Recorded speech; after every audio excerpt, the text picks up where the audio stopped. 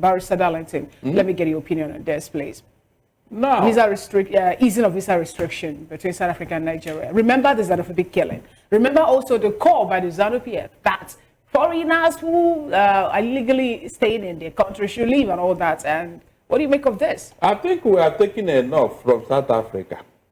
You can imagine that a South Africa that is going to beg Donald Trump for cap in hand because of the 30% trade tax imposition. Yes. Are now finding it free to mess up with Nigeria. The very Nigeria that saved them from apartheid. Seriously, it's like everybody just take a liberty in insulting Nigeria. We should not allow that. We should remind South Africa where they are coming from. All this nonsense we are taking from South, they cannot do it to America or UK or Canada. Why? Is it because we are from the same continent? Let them remember how much we suffer for them, both in financial and material contribution that Nigeria did to save them from apartheid. In fact, they should be pampering us. Well, Barrister, I guess that's the reason why the minister is clearly going for a bilateral talk with the South African government. We have done that several times, David. In fact, they don't need to provoke us. South Africa don't need to provoke us. If not that we have a very weak government at home. Who is South Africa and Nigeria? If we have done the needful and we are where we're supposed to be, South Africa will be coming here to beg things from us now. We should be the one telling them, no, we don't want you. Now, Barrister, what do you make of this particular, well, let's say bilateral relations, the signing of the communique and all that, when we know that young persons in South Africa are beginning to march for the removal of Cyril Ramaphosa? Enough is enough is one of the civil society organizations saying South Africa should go. And, you think it was sponsored? Yes, because this started when Donald Trump called out Ramaphosa for killing South Africa. Even at that, it was all a rumor by the opposition, Julius Malema.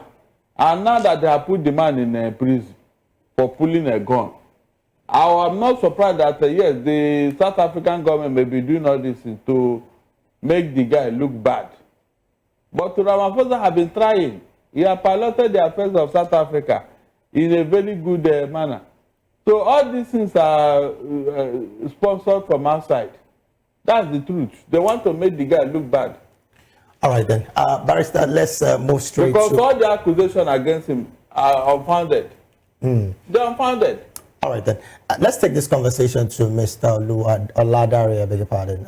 Again, this conversation about Nnamdi Kanu listing Malami, Wike, Sanwo-Olu, Burentai, and others as witnesses. Well, interestingly, this, according to some quarters, is one big move by the IPOB leader who is still under the custody of the DSS. What's your position on this? And if, again, Malami, according to Nnamdi Kanu, orchestrated Kanu's extradition, which is, of course, the fact, can he be a neutral witness?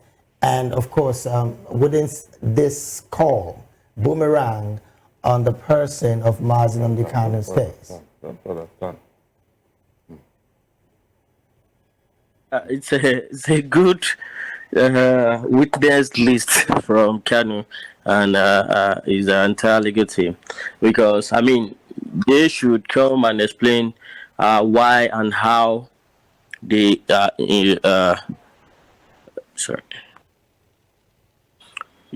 so they should come and explain to the court how and why they attacked him when the court had set him free, which now led to him fleeing the country.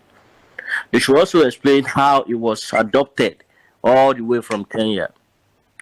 So these are questions that are begging for different answers, and I hope all these witnesses will appear in court to answer questions. It's looking very interesting, and and this is why we say all the time that this case shouldn't have dragged up to this level to even start with. Secession agitation can never be termed a crime in any sane country. Even as we speak today, this moment, the state of Texas in the USA, there are a lot of people agitating that they want to leave USA. Even part of the agitators, there is a representative of the state there, Brian Slayton, who is part of the agitators. Yes, Daniel Miller too, leading the agitation there. In Catalonia, in Belgium, in Wales, in Scotland, everywhere around the globe, people are agitating to secede. When you are not, when you feel like a marriage is not working for you, you seek out, and this is the fundamental human rights of anybody, any person. So this can never and should have never been dragged up to this. This is why we call for political intervention all the time. It is a political matter that should be that shouldn't go to the courtroom at all, right? And this is what we've been saying. And I saw one of the videos you posted earlier of a man from the protest ground who was laying claim to the fact that during NSAS, people burn BRT because Nnamdi Kanu said they should burn it. These are just baseless rhetorics flying all around. How would you say it was because Nnamdi Kanu said people should do this, that's why they are doing it? So all these people who are kidnapping, who are killing people across the country, who is asking them to do that, right? So all these ones are no arguments at all. What has Nnamdi Kanu done?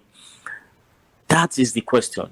All right, not what he has said. Well, let me thank you so very much for your submission there. Let's bring this conversation to the studio. Barrister, interestingly, this list of witnesses that Kanu just brought out, some have said that this looks like a major strategic trap to expose contradictions in Nigeria's counterterrorism fight. What's your position with this? Yeah, it's a very good move because these are what I can call Kanu's enemies.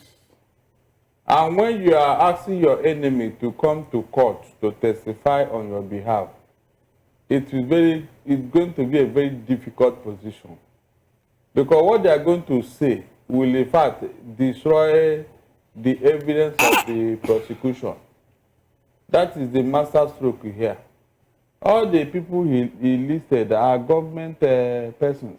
Right. And so I want to see, especially Malami, who went to kidnap him in Kenya and was very upbeat about it. So the court will ask him why he did what he did and what law gave him that permission. So let us see how he will regulate out of it. That is if they will come. We're talking about if they will come. So what happened? What will be the legal implication if they do not come or if they do not appear, given the fact that they've been summoned under Section 232 of the Evidence Act? If they didn't come, then it is a win-win for Kanu. Abi? It's a win-win because the people he called are credible persons who are supposed to come as his witnesses. Yes, Malami was the Attorney General who left his office and traveled to Kenya to kidnap a man against international laws. So what do you make of the fact that these are 23 names that he mentioned, he grouped them? He placed them into two categories. Ordinary but material witness. And the second, vital and compellable witnesses.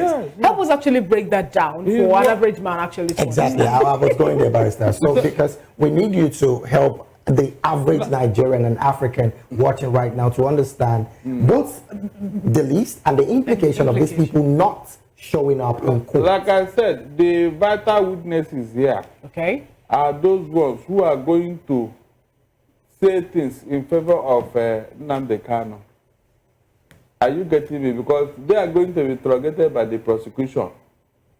Good. Then these other witnesses are equally going to talk against Nnamdi Kanu. That is the government. That is where the Nnamdi Kanu's lawyers will come in to answer questions. That is very, very vital. So grouping them in such order is a very good legal proceedings because there must be for and against. Those for, of course, we are going to look at their evidence, whether it meets the conditions for terrorism. And those against will equally look at it based on what the prosecution have said before. So I think it's in order. All right. Then. Well, Barrister, thank you so very much for that submission. But then again, I wanted to just ask one other question before I let you go. With the inclusion of Wike, Sanwo-Olu, and of course, what's this other man's name? Looking at the political reckoning of the past actions against IPOB, we think these people would want to identify themselves with this case. They will come and they will come and answer. Do they have the right to say no? That's what I'm asking. You may be compared to Combo in some cases. Yes, you may be subpoenaed.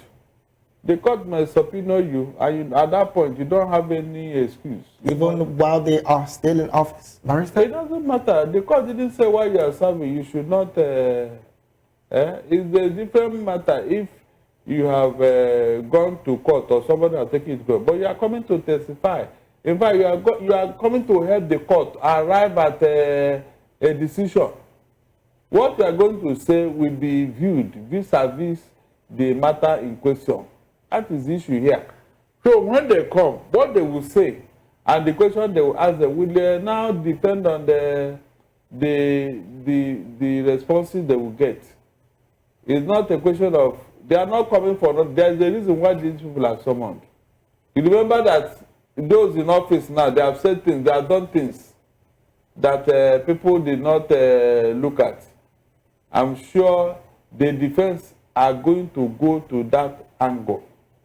Yes, the defense is going to look at those persons and what they have done vis-a-vis what Nnamdi Kanu is being accused of. Right. Yes, it's very important. All right, then. Thank you so very much, Barrister, for that submission as well. Well, this is where we have